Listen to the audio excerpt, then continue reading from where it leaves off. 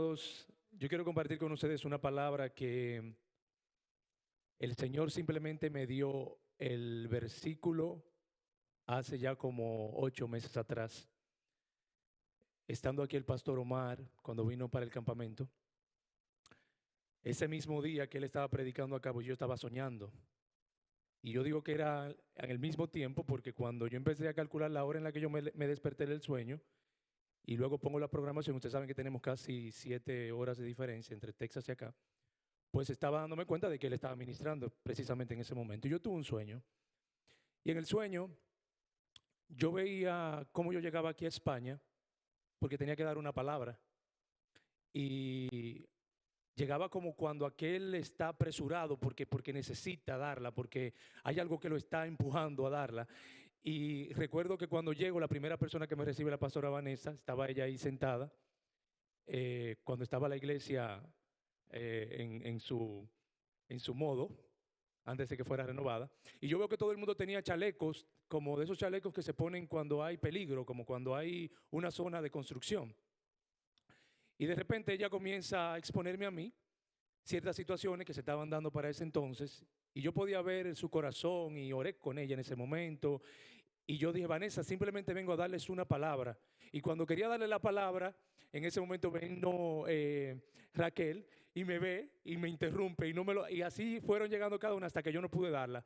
Y cuando yo veo la iglesia ya estaba vacía. Y luego el Señor me traslada a un lugar que parecía un anfiteatro. Y ahí la iglesia se estaba congregando. Luego me di cuenta que era este lugar aquí en Tader. Bueno, esto. Veía a la iglesia congregándose ahí, adorando al Señor, y de repente veo que el altar está lleno de libros. Eran montañas, montañas, montañas. La decoración completa de ese altar eran libros.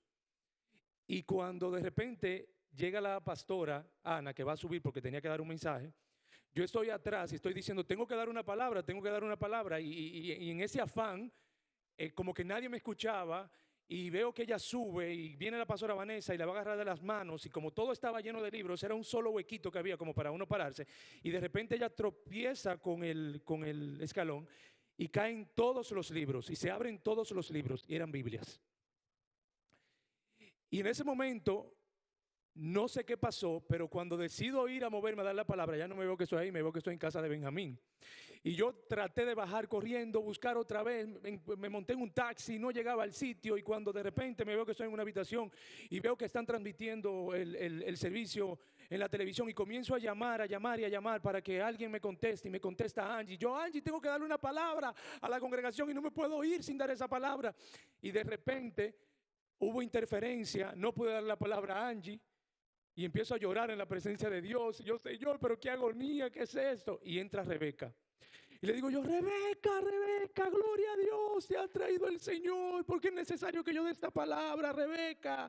He luchado tanto para que esta palabra se dé y no he podido. Pero te lo voy a decir, Rebeca, hay algo que Dios quiere hacer en la iglesia, pero antes, la palabra es Segunda de Crónicas 7:14. Sí, Segunda Crónicas 7:14. Y ahí comencé yo a decirle a Rebeca la palabra. Y yo quiero empezar leyendo esta palabra, Segunda de Crónicas 7:14. Y dice la palabra de Dios: y apareció Jehová a Salomón de noche y le dijo, yo he oído tu oración y he elegido para mí a este lugar por causa de sacrificio. Si cerrare los cielos para que no haya lluvia, y si mandare a las langostas que consuma la tierra, o si enviare pestilencia a mi pueblo, si se humillare mi pueblo sobre el cual mi nombre es invocado, y oraren y buscaren mi rostro, y se convirtieren de sus malos caminos, entonces yo iré desde los cielos, perdonaré sus pecados y sanaré su tierra. Ahora estarán abiertos mis ojos y atentos mis oídos a la oración de este lugar, porque ahora he elegido y he santificado esta casa para que esté en ella mi nombre para siempre, y mis ojos y mi corazón estarán ahí para siempre. Y si anduvieres delante de mí como anduvo David tu padre, hicieres todas las cosas que yo te he mandado, y guardares mis estatutos y mis decretos, yo confirmaré el trono de tu reino, como pacté con David tu padre, diciendo, no te faltará varón que gobierne tu casa. Si nosotros contextualizamos un poco esta palabra que Dios le da a Salomón, pues vamos a darnos cuenta que desde el capítulo 3 en adelante comienza todo este mover en la vida de Salomón con respecto a la construcción del templo. Salomón decidió edificar la casa de Jehová en el monte Moriah por deseo de su padre David. Todos sabemos que eso estaba en el corazón de David. Dios no se lo permitió. Fue el mismo lugar donde Abraham sacrificó a Isaac, y eso estaba en el corazón de David, traer el arca del Señor, crearle un lugar para que su presencia habitara. Y Dios no se lo permitió. Sin embargo, quien ve materializado esa obra, pues es su hijo Salomón. Y vemos que había un mover hermosísimo en la congregación. Salomón decide reunir a los ancianos de Israel y a todos los príncipes de las tribus, los jefes de las familias, de los hijos de Israel, para que trajesen el arca del pacto, y se hicieron fiestas solemnes y se sacrificaron ofrendas. Fíjense que todos los utensilios que se prepararon para la obra fueron utensilios nuevecitos de paquete, hermosísimo, una cosa santificada para el Señor. Sonaban las trompetas, habían cánticos de alabanza, había mucho júbilo, mucho gozo, instrumentos de música. Dice que la adoración subió como olor fragante delante de Dios, y la casa se llenó de una nube. Y no podían los sacerdotes entrar allí a ese lugar por causa de la nube, porque la gloria de Dios era tan pesada, había llenado toda la casa de Dios, que era difícil uno poder resistir la presencia de Dios en ese lugar. Y en medio de ese mover tan hermoso, deseado por el pueblo de Israel, Salomón dedica el templo y ora al Señor, y le recuerda al Señor el pacto que él había hecho con su padre David, de que no iba a faltar en la casa de Israel, según el linaje de David, un hombre que caminara de acuerdo a sus estatutos, que estuviera en el trono, siempre estaría ahí presente. Y Salomón comienza a hacer una oración incluso donde él comienza a poner ciertas condiciones, y de hecho hablarle a Dios acerca de lo que él esperaba y de lo que Dios podía hacer si el pueblo caminara en desobediencia. La oración de Salomón es escuchada por el Señor. Descendió fuego del cielo, consumió el holocausto, las víctimas, y la gloria llenó toda la casa. Y el pueblo, al ver ese acontecimiento, pues se postraron, adoraron al Señor, diciendo: porque Él es bueno y su misericordia es para siempre. Y a raíz de todo lo que se propuso Salomón, a raíz de edificar el templo, a raíz de que dispuso el corazón de su familia, de su casa, para que adoraran y honraran el nombre de Dios, dice la palabra de Dios que todo, absolutamente todo, le fue prosperado en Dios. Como pasó con casa de Obed-edom cuando se trajo el arca del pacto y decidió él que habitara 3 meses en su casa. Y hizo Dios ahí un pacto con Salomón. Y lo que acabé de leer anteriormente, pues fue el pacto que Dios hizo con él, diciéndole absolutamente todo eso. Si te humillas, si mi pueblo, sobre el cual mi nombre es invocado, se humilla y ora y busca mi rostro y se convirtiera de sus malos caminos, entonces yo los oiré desde los cielos, perdonaré sus pecados y sanaré su tierra. Pero fíjense que luego en el verso 19 él le dice lo siguiente: mas si vosotros os volviereis y dejareis mis estatutos y mis mandamientos que he puesto delante de vosotros, y fuereis y sirviereis a otros dioses ajenos, y lo adoraréis, yo os arrancaré de mi tierra que os he dado, y esta casa que he santificado a mi nombre, yo la arrojaré de mi presencia y la pondré por burla y escarnio de todos los pueblos. Y esa casa que es tan excelsa será espanto a todo el que pasare, y dirá: ¿por qué ha hecho así Jehová a esa tierra y a esta casa? Y se responderá: por cuanto dejaron a Jehová Dios de sus padres, que los sacó de la tierra de Egipto, y han abrazado a dioses ajenos y los adoraron y sirvieron.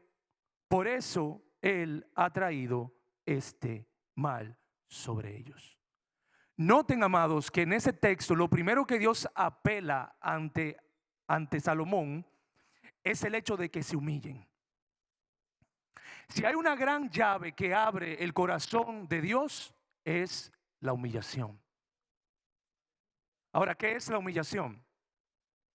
¿Qué significa ese acto de nosotros humillarnos? Pues esta palabra corresponde a la palabra griega kaná, que significa ser humilde, humillar, sojuzgar, someter. Este vocablo bíblico también se encuentra en el hebreo moderno y el término puede significar humillar, someter, sojuzgar, al mismo tiempo que en los modos pasivos o reflectivos tiene las acepciones de ser humilde o humillarse.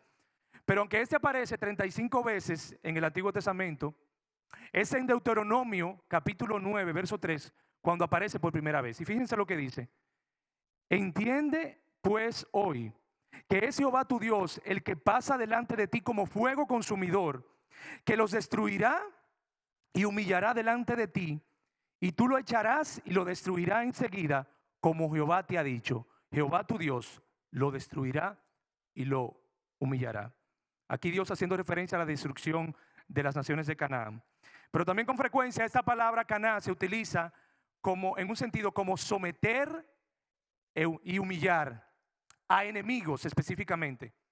Segunda de Samuel dice, capítulo 8, verso 1, dice: después de esto aconteció que David derrotó a los filisteos y los sometió, y tomó David a Metegama de mano de los filisteos. Eso cuando David decide extender sus dominios. En Primera de Crónicas capítulo 17, el verso 10, también hace referencia a esto mismo, a humillar a los enemigos, cuando Dios hace el pacto con David y dice de la siguiente manera: y desde el tiempo que puse a los jueces sobre mi pueblo Israel, mas humillaré a todos tus enemigos. Pero fíjense bien, en el contexto en el que está hablando el escritor, esta palabra que no se sabe si fue Esdras que escribió esto, la humillación hace referencia a ese estado de uno humillarse a sí mismo ante Dios en un acto de arrepentimiento. Segunda de Crónicas 12:6, del 7 al 12, dice de la siguiente manera: y los príncipes de Israel y el rey se humillaron y dijeron: justo es el Señor. Y cuando el Señor vio que se habían humillado, vino la palabra del Señor a Semaías diciendo: se han humillado, no lo destruiré, sino que les concederé cierta libertad, y mi furor no se derramará sobre Jerusalén por medio de Sisac. Eso cuando Sisac invadió a Judá. Y ese concepto de humillarse pues implica el hecho de nosotros inclinarnos, el hecho de nosotros doblar nuestros cuerpos, nuestras rodillas, nuestras cabezas, especialmente en un estado de sumisión y de acatamiento. Pero también cuando hablamos de humillación, nos referimos también a lo que es abatir el orgullo, abatir la altivez, reconociendo la superioridad y aceptando las condiciones y mandos. En este caso, las condiciones que Dios establece y lo que Él demanda de cada uno de nosotros. Especialmente cuando hablamos de Dios, hablamos de eso, de ese momento en el que ya nosotros no podemos, en ese momento en el que ya nosotros nos rendimos, en ese momento en el que quizás cada uno de nosotros siente que está peleando con Dios por algo, que quizás estaba clamándole al Señor, o puede ser que está en un momento de que su corazón lo tiene cauterizado y no se vuelve a Dios y ya no encuentra salida, no encuentra solución ante la problemática y decide postrarse humillante bajo la poderosa mano de Dios para que Él pueda exaltarlo en el tiempo propicio. Y eso, hermanos, tiene una connotación tan fuerte porque por naturaleza al ser humano le cuesta humillarse. Al ser humano le cuesta someterse. Al ser humano le cuesta estar bajo una autoridad, y cuando el ser humano siente que esa autoridad está por encima de él, aun cuando quizás no tiene vamos a decir, el conocimiento o el estirpe que pueda tener la otra persona, y se siente más grande que la otra persona, y el hecho de ver que está por encima de ella le cuesta humillarse. Y es más fácil inflar el pecho, ¿verdad?, como un pavo real, erguir la cabeza y luego mirar con desdén a ese que quizás es inferior a mí. ¿Y qué es lo que imposibilita que nosotros podamos tener una actitud de humillación? Si hay algo con lo que el hombre, desde el momento, yo diría, en que se reveló Lucifer en el cielo hasta estos tiempos, si hay algo que impide que el hombre pueda humillarse delante de Dios, que pueda reconocer su necesidad de Dios, que pueda volverse a Dios, es el orgullo. Dice la palabra de Dios en Proverbios 11:2. Con el orgullo viene el aprobio, es decir, la afrenta, la ofensa. Pero con la humildad viene la sabiduría. En otra versión dice, cuando viene la soberbia, viene también la deshonra. Mas con los humildes está la sabiduría. Y aquí nos referimos nosotros a ese orgullo despectivo, a ese orgullo altivo, a ese orgullo que siente superioridad frente a los demás, que provoca incluso un trato distante, un trato despreciativo hacia, esa palabra está correcta, despreciativo, ¿ok? Hacia una persona. Ese orgullo soberbio, arrogante, el que no reconoce los errores, el que endurece el corazón, el que le incapacita incluso perdonar y ser perdonado. Ese orgullo negativo, que al final es negativo porque el orgullo no es de Dios, pero que es destructivo y que puede causar muchos problemas. Pero ¿de dónde viene ese orgullo? Muchos dicen que ese orgullo ya viene impregnado en el ser humano desde el momento en que es concebido y nace. Yo soy de los que creo que ese orgullo se forma y tiene mucho que ver con el ambiente en el que nosotros nos criamos, en el ambiente en que nosotros crecemos. Y fíjense que algunos temperamentos tienden a tener lo más imperante. Por ejemplo, el temperamento colérico, temperamento sanguíneo. Yo tengo ese temperamento. Y déjenme decirle que es lo peor cuando no se sabe administrar ni someter a la mano de Dios. Muchas veces son ciertas heridas en el alma o pueden ser incluso raíces de amargura por alguna frustración o algún abuso o algo que se cometió en tu niñez, y eso trae consecuencias a largo plazo, imposibilita que tú puedas realmente desarrollarte en un ambiente sano, porque fue tanto lo que te hirió, fue tanto lo que te hizo daño, es tanto lo que tú cargas aquí en el corazón, que pones una barrera cuando se trata de poder tener relaciones interpersonales. Es algo que nos hace incapaces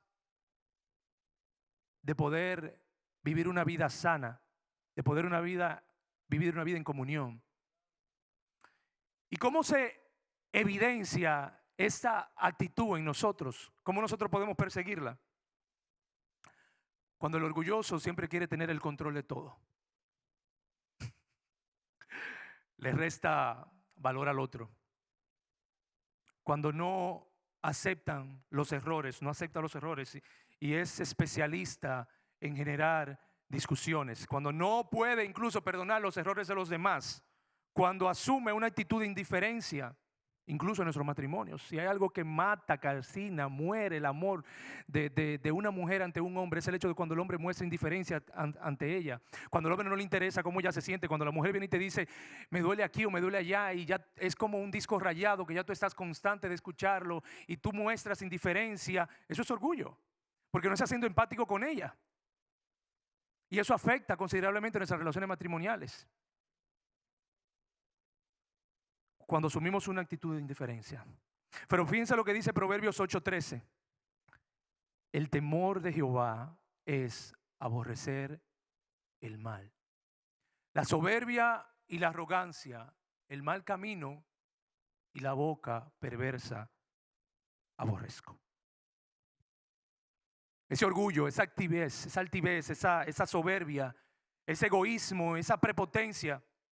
Todas esas condiciones nos impiden que nosotros podamos tener una actitud de humildad.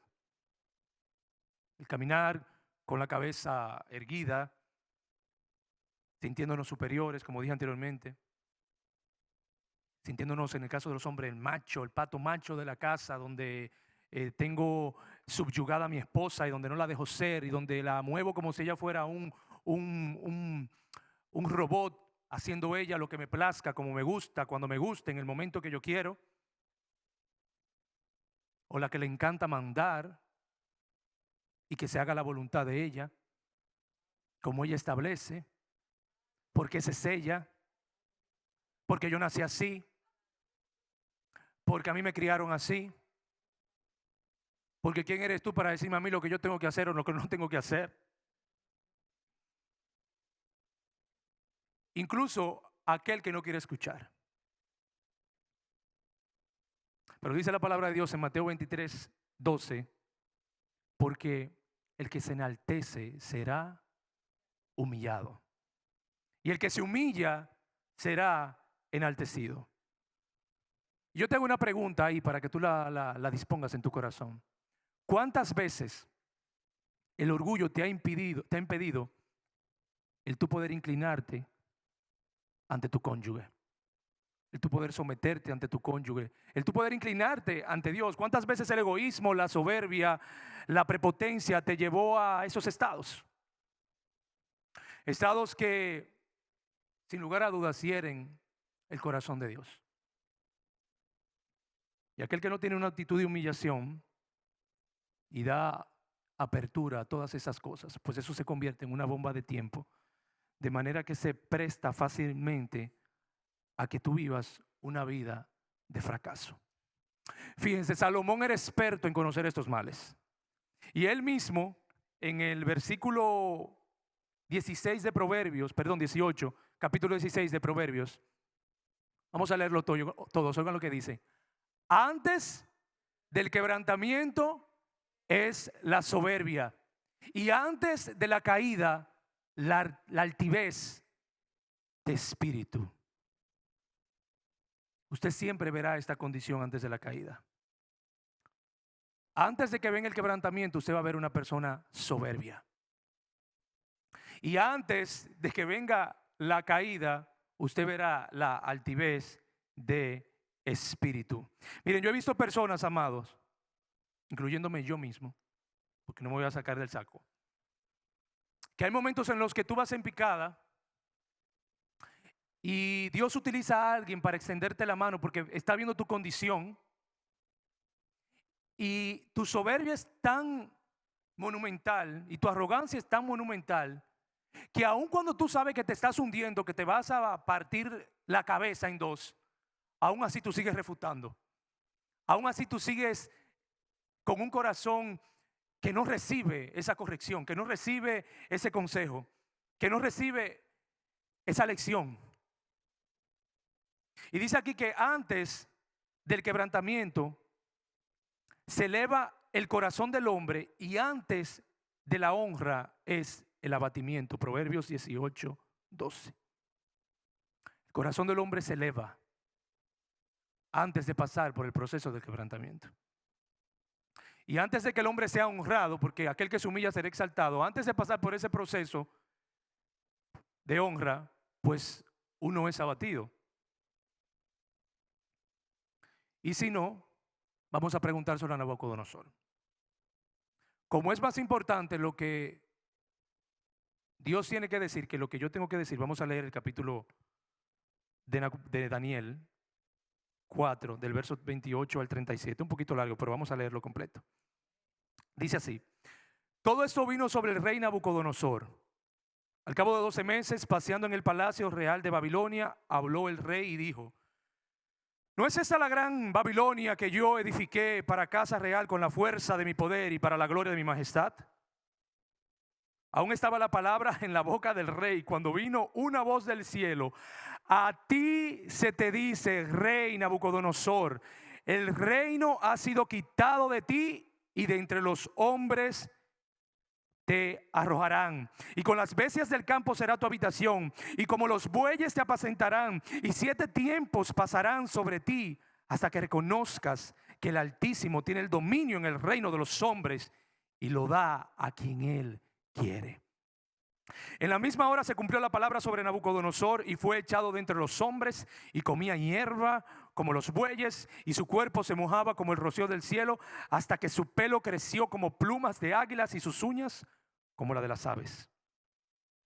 Mas al fin del tiempo, yo, Nabucodonosor, alcé mis ojos al cielo, y mi razón me fue devuelta, y bendije al Altísimo, y alabé y glorifiqué al que vive para siempre, cuyo dominio es sempiterno, y su reino por todas las edades.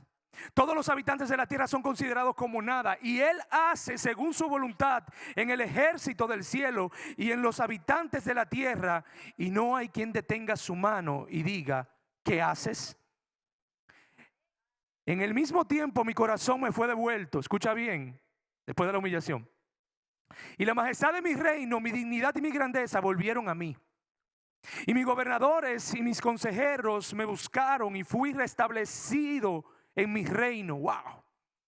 Y mayor grandeza me fue añadida. Es increíble cómo Dios te puede sacar a ti del lugar en el que tú estás, en tu estado, y cómo cuando tú vienes con una actitud de humildad, de reconocerlo a Él, Él viene y te exalta y te pone a reinar conjuntamente con Él. Y eso fue lo que hizo acá, porque todas sus obras son verdaderas, dice Él. Por eso yo alabo, engrandezco y glorifico al Rey de los cielos, porque todas sus obras son verdaderas y sus caminos justos, y Él puede humillar a los que andan con soberbia. Amados, miren, la soberbia es como una lagaña. ¿Saben lo que es una lagaña, verdad? Ok. Como la lagaña. Sí, porque allá, aquí puede ser otra cosa. Como una lagaña. Todo el mundo se da cuenta menos usted.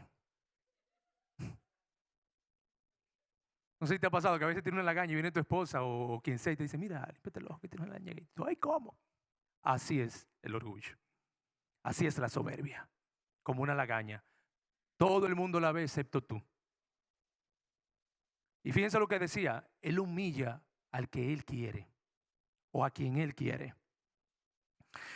El día que tú te creas que tú lo has conseguido todo y olvides el autor que te dio todo y que te ha llevado a ese punto en el que tú estás, ese día vendrá el quebrantamiento sobre tu vida.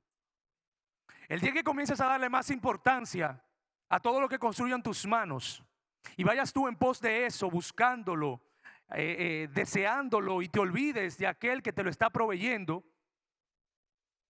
y creas que todo lo que has conseguido lo has conseguido por tus propios méritos, por tus fuerzas, por tu capacidad, por tu intelecto, y se te olvida que hay alguien detrás de todo ello. Incluso comienzas a descuidar tus relaciones, comienzas a descuidar esa relación familiar o esa relación con Dios, y comienzas tú a desobedecer todos los preceptos que Él te ha instaurado, que te ha instruido, que te ha dicho el camino en el que debes de andar. En ese justo momento comenzará el quebrantamiento sobre tu vida.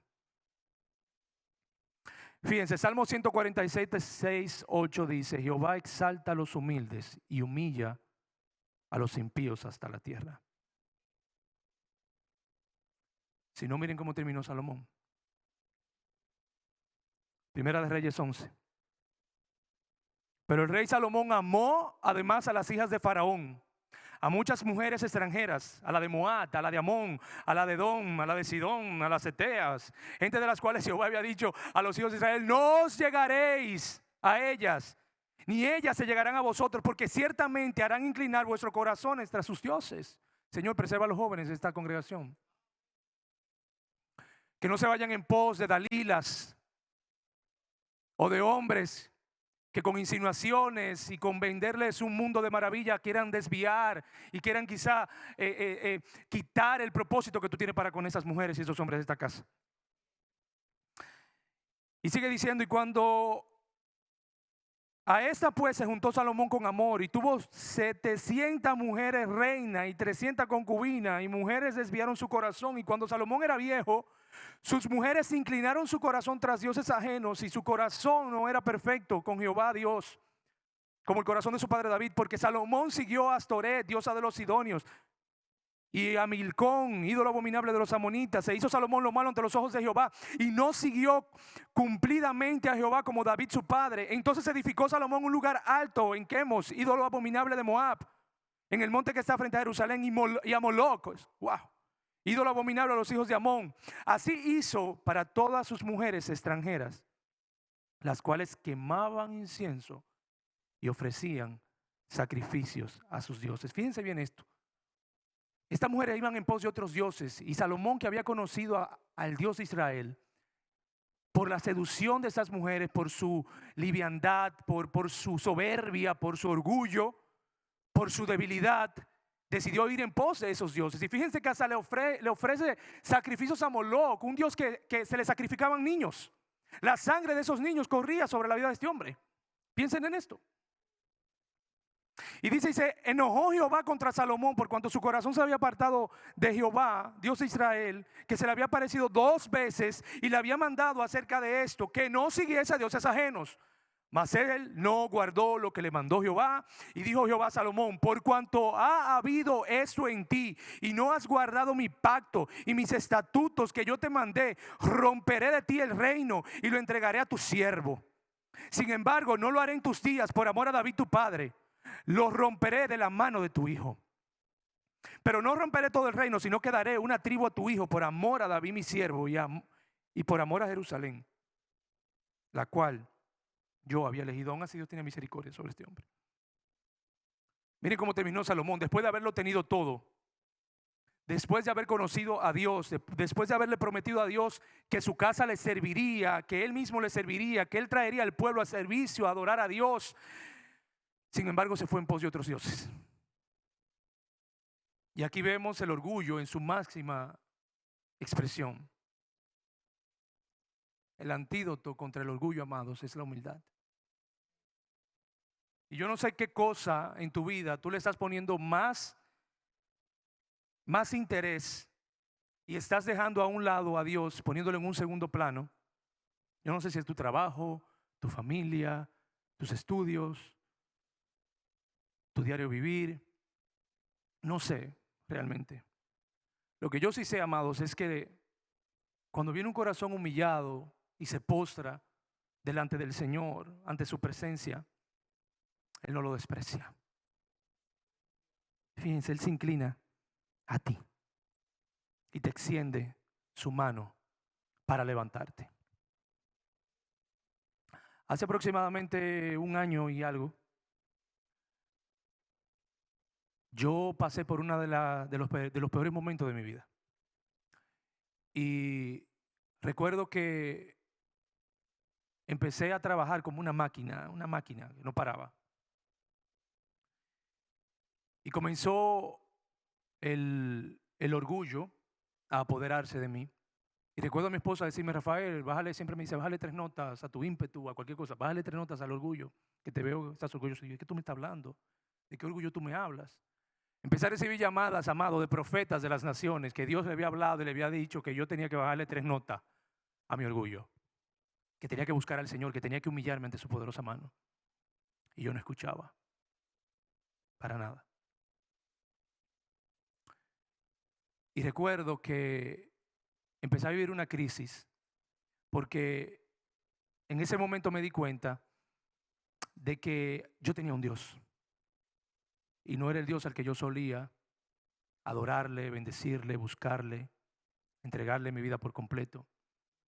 Y recuerdo que en ese momento mi hijo Matías, y eso fue lo que me hizo tocar fondo, se sienta a mi lado y trae una computadora y me dice: papá, yo voy a trabajar contigo. Yo le digo: ¿cómo así? ¿Qué vas a hacer? Dice él: sí, yo quiero ayudarte con tus horas de trabajo para que tú juegues conmigo. Me pasó un año que a mi hija Micaela no le di no estuve para ella como quizás hoy estoy o como debí de haber estado. Y llegó un momento en que dije: ¿en qué momento creció? Cuando veía la foto yo dije: ¿en qué momento creció? Y recuerdo cuando íbamos para el campamento, para el retiro de pastores, yo me había ido de vacaciones, sufrí una lesión tan grande en mi espalda. Y al día siguiente de yo haber llegado de vacaciones, teníamos que ir, me tenía que ir para Colombia. Y llamo al pastor Omar y le digo que no voy a ir, que no me siento bien, que no puedo con este dolor. Yo había llegado y cuando me desmonté de la camioneta y puse el pie, sentí como mis huesos uno con otro aquí detrás se chocaban. Y eso era un dolor tan insoportable que yo me arrastraba en el piso, no había nadie que me ayudara. Yo duré como 15 minutos voceando, gritando para que alguien me escuchara. Y Raquel sale porque ve que yo no entro y se me tira, ella, ¿cómo se dice? Yo me tiré encima de ella. Y así me pude llevar a la casa. Y recuerdo que el pastor Radamés, al amanecer al otro día, antes del pastor Radamés llamarme, yo estaba durmiendo y me tiré en el suelo esa noche. Y mientras estaba ahí con el dolor, Raquel estaba durmiendo con los niños y yo ahí en esa habitación solo tirado en el piso. Y oigo esa voz que me llama: ¡Rafa! Rafa, Rafa. Y yo dije, Señor, heme aquí. Y ahí me desperté. Y en ese momento pasaron las horas y me llama el pastor Ramadamés y me dice, el Señor te ha visitado y te ha llamado por tu nombre, pero lo que como te ha llamado no es ha sido llamarte como Rafael, sino que te ha llamado con lo que tú portas, que es sanidad. Me es necesario verte en Colombia. Y me fui a Colombia, mal, grave, y vi cómo mi mundo, estando allá, se desboronaba, cómo el Señor me quebrantaba, cómo el Señor me hablaba, cómo el Señor me mostraba de su amor, cómo todos los ministros me cuidaban. El pastor Amós, no se me olvida, lo único que le faltó fue ponerme los calzoncillos porque todo me lo hacía, yo no podía ni moverme. Era una situación difícil para mí. Y recuerdo que en medio de la adoración Dios hizo algo poderoso en mi espalda. Y cuando terminó el retiro, el último domingo, Dios me habla a mí, no fue a través de nadie, a mí me dice el Espíritu Santo, es necesario que yo te tenga así, porque yo necesito quebrantarte, porque te has ido en pos de otro ídolo que se llama tu trabajo. Y te has olvidado de mí. Y para ti es más fácil invertir 18 horas, 20 horas trabajando que 1 hora, 15 minutos en mi presencia. Así me habló el Señor. Y empecé un peregrinar, amados, que fue tan difícil. Recuerdo que cuando me fui al aeropuerto de Colombia, ya no aguantaba el dolor. Me tuvieron que tener en silla de ruedas. Todas esas horas hacia Miami, yo tenía que coger tres vuelos. Y voy a Miami, en Miami no aguantaba el dolor, me tenían en silla de ruedas, me tiraba en el piso, me revolcaba, me estrellaba para ver si podía por lo menos como tratar de tener la compostura. Y la gente, yo veía a la gente como, wow, qué pena con ese muchacho, mira cómo se extraña. Yo me revolcaba en el piso del dolor, yo no lo aguantaba. Y llegué a mi casa que fue encorvado. Y pasaron los días y mi escoliosis se empeoró. Y llegó un momento en que mi cuerpo estaba así. Así caminaba yo. Y pasaron días, día tras día, días tras días, y no veía resultados. Fui a médicos, gasté todo lo que tenía. Y el Señor trabajando conmigo. Y yo durmiendo en el piso porque yo no podía dormir en cama. Y luego ver a mi esposa, amados, y a mis 2 hijos, acostarse conmigo a mi lado. Pasar semanas conmigo en el piso. Y recuerdo a Matías cuando se levantaba por la mañana y decía, papá, me duelen los huesos. Como a ti, papá, por el dolor, porque estábamos en un piso. Me duelen los huesos, papá, pero yo voy a dormir contigo esa noche, yo no te voy a dejar solo. Y comencé a ver el amor de Dios y cómo Dios empezó a quitar de mi corazón todo lo que estaba endurecido, todo lo que se había construido en mi corazón, porque se me había olvidado que aquel que me proveyó, que aquel que me puso en gracia, que aquel que me levantó, que aquel que me dio una palabra cuando intenté dejar mi carrera de arquitectura y me dijo, no la vas a dejar porque es el instrumento que voy a utilizar para bendecir mi pueblo. Y así lo he visto y lo seguiré viendo porque es el pacto que tengo contigo. Pero es necesario que tú pases por ese proceso porque te quiero humillado bajo mi poderosa mano. Porque quiero que me busques, porque quiero intimar contigo, porque no quiero que te vayas en pos de otros dioses. No quiero que te contamines. Y comenzó ese proceso de quebrantamiento, amados. Y me convertí en ese vaso quebrantado en la presencia del Señor. Y yo no sé si ustedes recuerdan esa vez cuando yo prediqué acerca de los vasos en manos del alfarero, que había un vaso que era el vaso quebrantado, que este vaso pasa por un proceso que después de haber sido roto varias veces, es llevado a la casa del alfarero y el alfarero lo toma en sus manos y comienza a darle forma y lo pone otra vez en el fuego, en el horno, pero él se quiebra otra vez en el fuego y vuelve otra vez y lo saca y comienza a remendar sus partes y vuelve otra vez y lo entra al fuego y vuelve y se quebranta y vuelve otra vez y lo saca. Pero llega un momento en que el alfarero decide, no, ya con el agua no puedo, tengo que buscar sangre, y va y busca sanguijuelas y comienza a mezclar la sangre con el barro y comienza a crear la masa y comienza a darle forma otra vez y lo mete al fuego otra vez. Y ahí comienza ese vaso a brillar, a ponerse hermoso para luego ser útil en la casa del alfarero. Así me tocó ser a mí ese vaso. Que Dios me volviera a poner en gracia otra vez. Que Dios me mezclara con su sangre preciosa otra vez para que yo pudiera mantenerme como ese vaso que Él me formó, que me escogió.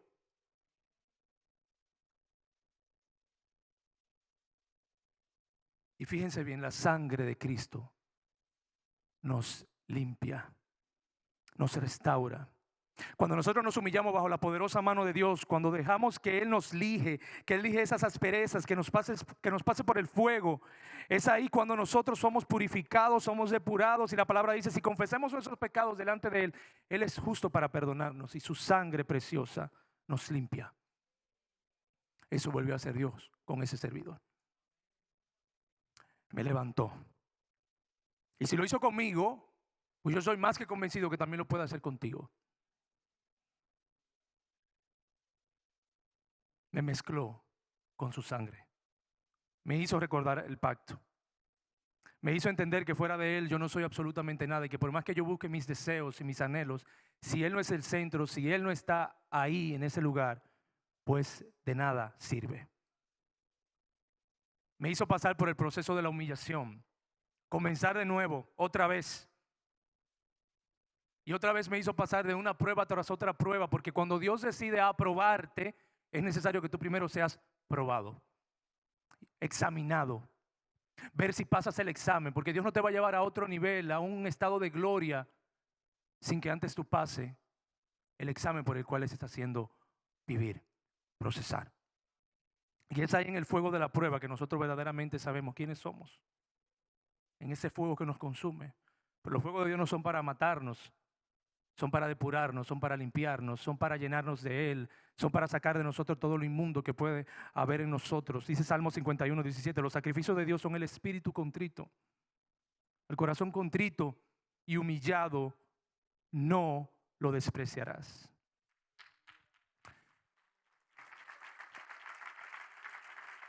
Y yo te invito, amado, a que si hay algo que está impidiendo que tú puedas inclinarte delante del Señor, pues tú comienzas a corregirlo.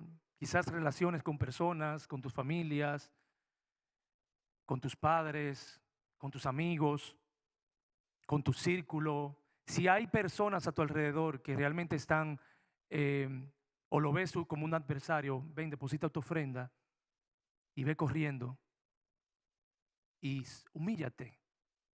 Porque el que se humilla, Dios lo exalta. El que se humilla, Dios lo bendice. El que se humilla, Dios hace cosas poderosas con esa persona. Y la humillación trae bendición. Gina, ¿me podrías poner la primera imagen? Cuando Dios me revela esta palabra de la humillación, la palabra caná, independientemente de que la interpretación de la palabra tiene que ver con rodilla, humillarse, desterrar, abatir, derribar, humillar, quebrantar, someterse, subyugar. Yo que tuve la oportunidad de estudiar un poco de hebreo bíblico, a nosotros se nos enseñó de que cada palabra tenía una raíz primaria. Y esa palabra se componía de letras y esas letras tenían un significado. Entonces la palabra caná está compuesta por la palabra kaf, la palabra nun y la palabra yin. Y el significado de la palabra kaf es mano abierta o palma de la mano. La letra nun, que es esta, la del medio, representa semilla, pez y vida. Y la letra ain significa ojo, visión, ver. Primera de Pedro 5:6, ahí veremos esta palabra. 10 dice, humillaos pues bajo la poderosa mano de Dios, y Él os exaltará cuando fuere tiempo. Echando toda vuestra ansiedad, es decir, toda vuestra preocupación, todo lo que nos inquieta sobre Él, porque Él tiene cuidado de vosotros. Lo que quiere decir esa palabra, amados, la palabra caná, con esa interpretación de las raíces primarias de palma de la mano, semilla, pez, vida, visión, ojos. Esa interpretación quiere decir que al doblar nuestras rodillas, al quebrantar nuestro corazón, al someter nuestra carne ante la poderosa mano de Dios, ante la palma de Dios, traerá como consecuencia que muramos a nosotros mismos, que nazca la vida de Dios en nosotros, que su bendición nos alcance, porque no faltará el pez, no faltará la semilla en nuestro caso, pero en nuestra casa, pero sobre todo, amados, sus ojos estarán atentos a nosotros y sus oídos escucharán nuestro clamor. Eso significa humillarse. Escucha bien esto. Ponme la imagen, Gina. La siguiente. Es como cuando ves esto. Tú vienes con toda tu carga delante del rey, tú vienes con todas tus preocupaciones, con toda tu ansiedad, te humillas delante de él, te postras delante de él, reconoce tu falta, tus pecados delante de él, y él se para, él extiende su mano sobre ti y te dice: al someterte, al quebrantarte delante de mí, no faltará nada en tu casa. Yo te voy a bendecir, yo te voy a prosperar, yo voy a hacer de ti una gran nación. No faltará nada en tu hogar, yo estaré contigo. A donde quiera que te metas, ahí voy a estar. Si pasas por el fuego, no te vas a quemar. Estaré ahí contigo. Cuando pases por las aguas, no te anegarás. Yo estaré ahí contigo, por cuanto tu corazón se ha rendido a mí. Por eso, hijo mío, dame tu corazón. Es lo que demando, es lo que quiero. Es lo que necesito, tu corazón, porque no puedo hacer lo que quiero hacer en tu vida cuando tienes una actitud de soberbia, una actitud de egocentrismo, cuando tienes una actitud orgullosa. Te quiero humillado, te quiero prostrado, te quiero reconociendo que yo soy tu Dios, el que te sostiene de la mano derecha y te dice: hijo mío, no temas, yo estoy contigo, no te he dejado, no te he desamparado. Y qué bueno es, amado, cuando nosotros podemos venir en esa postura, entregarnos por completo al Señor y reconocer nuestras faltas delante de Él y decirle: Señor, te necesito, yo no aguanto, no puedo con mis fuerzas. El Salmo 34 dice: los ojos de Jehová están sobre los justos y atentos sus oídos al clamor de ellos. Allí la ira de Jehová contra los que hacen mal, para cortar la tierra a la memoria de ellos. Claman los justos y Jehová oye y los libra de todas sus angustias. Y cercano está Jehová de los quebrantados de corazón, y salva a los contritos de espíritu. Muchas son las aflicciones del justo, pero de todas ellas le librará Jehová, porque él guarda todos sus huesos, ni uno de ellos será quebrantado. Matará el malo la maldad, y los que aborrecen el justo serán condenados. Jehová redime el alma de sus siervos, y no serán condenados cuantos confían en él. Escucha bien. Los ojos de Jehová están contemplando toda la tierra, según 2 de Crónicas 16:9, para mostrar su poder a favor de los que tienen corazón perfecto delante de él. Y él te dice: te haré entender y te enseñaré el camino que tú debes de andar. Es decir, te da visión. Ahí hace que tus ojos puedan ver. Sus ojos están atentos al clamor de los justos. Abre los ojos de los ciegos. Levanta a los caídos. Como ese que está postrado, lo levanta.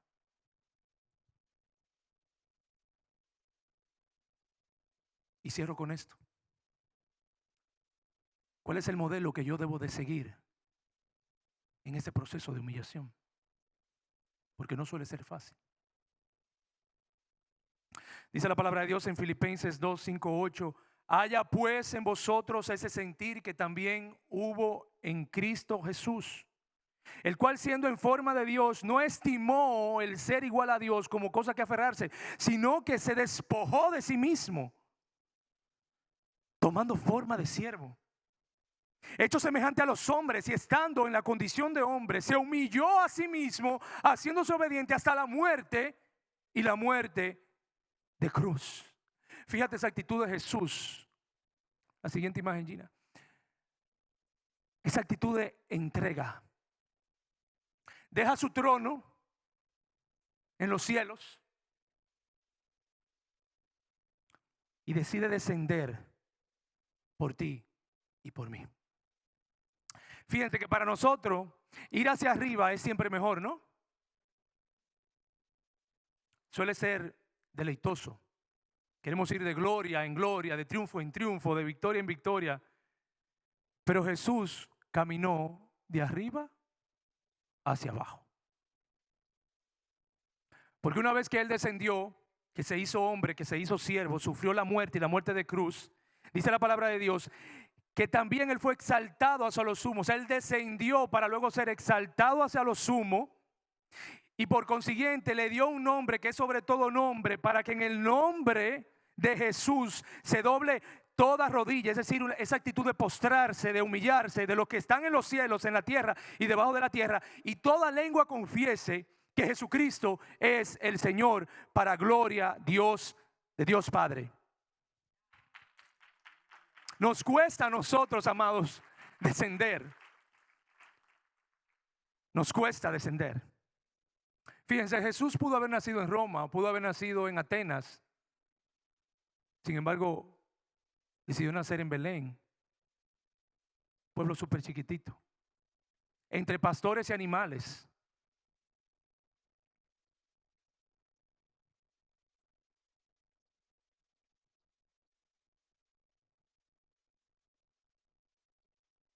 Y vino a un mundo que esperaba recibir un reino que era muy distinto a lo que muchos deseaban, a la forma de pensamiento de la época. Sin embargo, dejó su trono de ángeles, de arcángeles, de querubines, de serafines y descendió. Descendió para establecer un reino que no fue apetecible para muchos.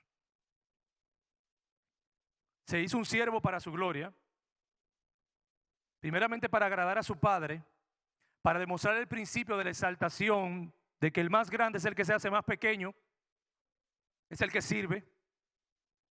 Y fíjense con la gente con la que se reunió.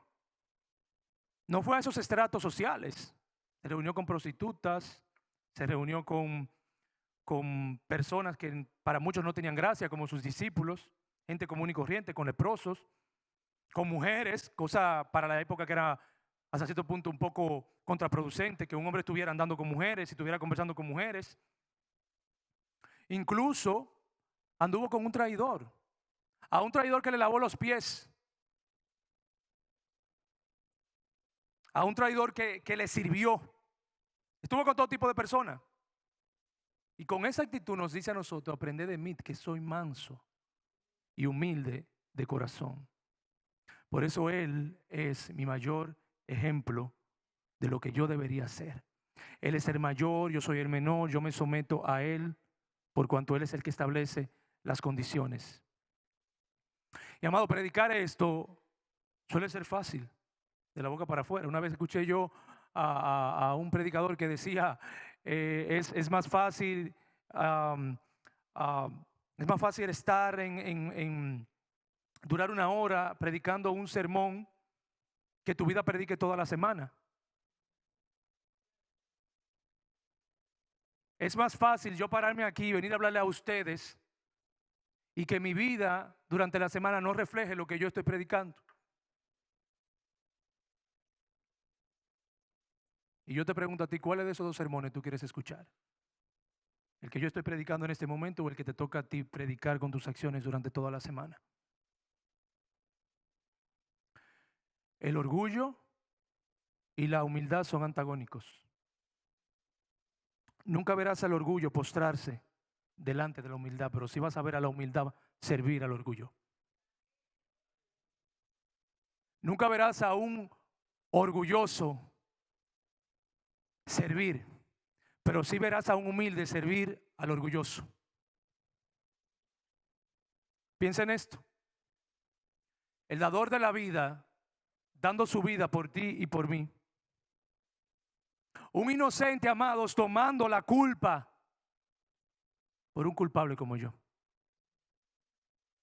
Un santo lleno de gloria, dejando su condición de rey, adorado, alabado, exaltado en lo sumo, con ángeles, con querubines, con serafines, para ser desnudo frente a una cruz. Un santo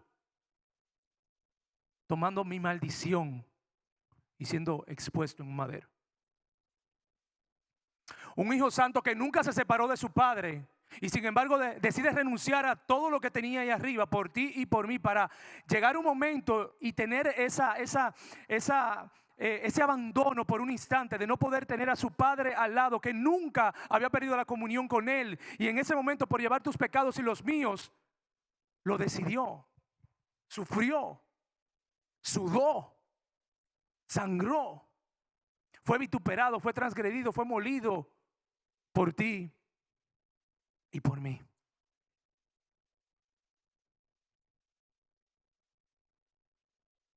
Fíjate bien. Abandonó su trono para venir a un muladar. La siguiente imagen, Gina. Abandona su trono para venir aquí. Eso lo representamos tú y yo. Basura, estiércol. Un muladar es un lugar donde se acumula el estiércol, un lugar donde se acumula basura, cosas inservibles. Y dice Salmo 113, 7, Él levanta del polvo al pobre de espíritu, y al menesteroso alza del muladar. Él decide descender de los cielos, de su trono de gloria, para venir a este basurero, tomarlo, poseerlo, anular el acta de los decretos y hacernos reinar con Él. Oh, amados, cuán grande amor ha tenido el Señor para contigo y conmigo. La siguiente. Que se entregó, pagó el precio. Fue escupido, fue transgredido, molido. El castigo tuyo y mío fue sobre Él, pero por sus llagas tú y yo fuimos levantados, fuimos restaurados. Y fíjate lo que hace Él. Él te toma de las manos, te exalta. Piensa por un momento, cierra tus ojos ahí en esa representación del Rey, cómo Él viene en ese momento. Y cuando tú llegas humillado delante de su presencia, con todos tus harapos, con todo tu trapo de inmundicia, Él viene y te recoge y comienza a limpiar de tu cuerpo todas esas impurezas, y comienza a quitarte el hedor. Y se quita su túnica y la pone sobre ti, coge su corona y te la pone a ti, te dice: vas a reinar conjuntamente conmigo. Y vas a estar ahí a mi lado, a mi diestra, sirviendo. Porque ya yo pagué el precio. Por eso inclino mi rostro delante de Él. Y le sirvo sin condición. Porque es muy fácil servirle a Dios y decirle: sirvo al Señor, pero Señor, no toque esa tecla de mi vida. No quiero pagar el precio. No quiero que toques este momento, ya sea mi tiempo, ya sea mi trabajo, ya sea mi zona de confort. No lo toques. Te sirvo, pero no lo toques. Es muy fácil. Pero qué difícil es negarse por completo, tomar esa cruz y seguirle y decirle: heme aquí, Señor, estoy dispuesto a servirte con todo mi corazón, estoy dispuesto a servirte con todo mi espíritu, estoy dispuesto a seguirte por encima de mis circunstancias, por encima de los vientos, por encima de las mareas, por encima del sistema de este mundo. Decido servirte, decido buscarte. Aunque venga persecución, estoy dispuesto, Señor, a servirte. Aunque no lo entienda, aunque no lo comprenda, solo quiero servirte, solo quiero seguirte, solo quiero humillarme ante tu poderosa mano para ser exaltado en el tiempo propicio y ver cómo tú me das sabiduría, me das discernimiento, me das visión para yo poder, caminar en los planes que tú has trazado de antemano, y para yo poder, Señor, estar ahí en la palma de tu mano, porque sé que en la palma de tu mano puedo tener la provisión, puedo tener la bendición, puedo tener todo lo bueno tuyo, puedo tener templanza, mansedumbre, puedo ser humilde. Así quiero estar, Señor. Ayúdanos, Señor, Padre. Si se humillare mi pueblo, si se humillare mi pueblo, fíjate bien, no le está hablando a la gente de este mundo, el sistema de este mundo, no es a ti, a mí. Si se humillare mi pueblo, si mi pueblo se postra delante de mí, si mi pueblo se inclina delante de mí, yo extenderé mi mano. Si mi pueblo clama ante mí, yo le oiré. Si mi pueblo se aparta del mal camino, yo perdonaré sus pecados. Esa es la condición, amados. Humillarnos, postrarnos, reconocer nuestra incapacidad. Es increíble ver la aptitud, como decía el pastor Radamés, y la actitud que hubo en Cristo, la disposición de su corazón de venir por ti y por mí. para que reinemos conjuntamente con Él. ¿Y si nos humillamos? ¿Y si buscamos su rostro? Él nos oirá desde los cielos, amado. Perdonará nuestras debilidades, nuestras flaquezas. Y va a sanar todo lo que está en medio nuestro, todo lo que está en nuestro hogar, todo lo que se ha levantado. Todo eso lo sanará cuando hay un corazón que ha decidido postrarse.